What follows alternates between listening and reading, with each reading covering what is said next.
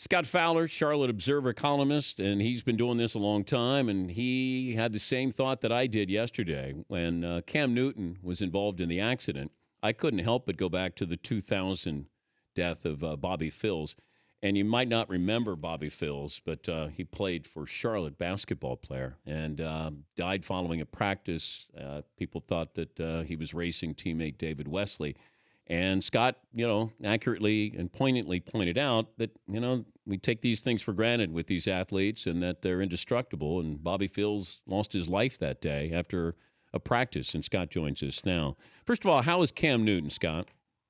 Well, Dan, right now I believe he's still in the hospital, but he has two lower back fractures. But it could have been a lot worse. If you saw his truck, which overturned not more than 50 yards from the Charlotte Observer's building and about a block away from Bank of America Stadium, it was scary looking. So to walk out of that crash with a minor lower back injury was a blessing. I mentioned this to start the show, that we look at athletes different than everyday citizens, that if you were involved in an accident, your coworkers wouldn't say, well, are you going to be back to cover the game on Sunday? Jim in processing is not going to be asked to be back. But one of the first things I saw was, is Cam going to be able to play this weekend against Tampa? Right. Is that the local reaction too?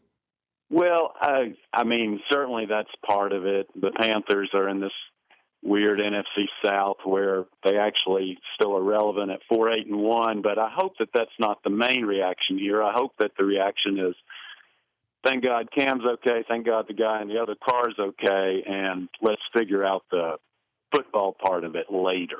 I'm trying to figure out how the locals feel about Cam Newton. He seems to be a tough guy to embrace. You can admire. I don't know if is there a love affair with Cam, or is there a wait and see approach with him?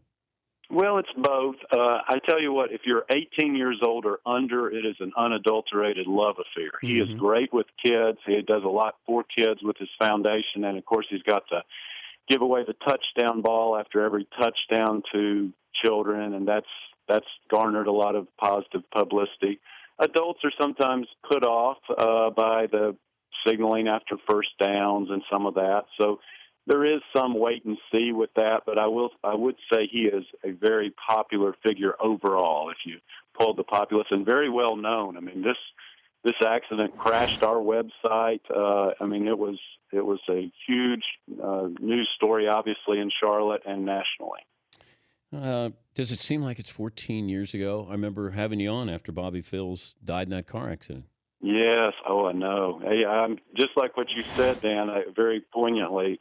I mean, that was just another one of these days, just so startling. And I remember going to that crash site and hoping against hope, but there was nothing to be done. That day, the car was covered with a black cloth, and it was terrible. And Kendall Phills, Bobby's widow, still lives in Charlotte. In fact, they have a son who is a very good basketball player and soon will be a Division I college player named Trey. But, that leaves a hole. That leaves a huge hole, and I can't even imagine, that if this had had a starker outcome, what kind of hole this would have left. So I think that the main reaction in Charlotte today is, wow, dodged a bullet. Yeah. He's okay. No one died.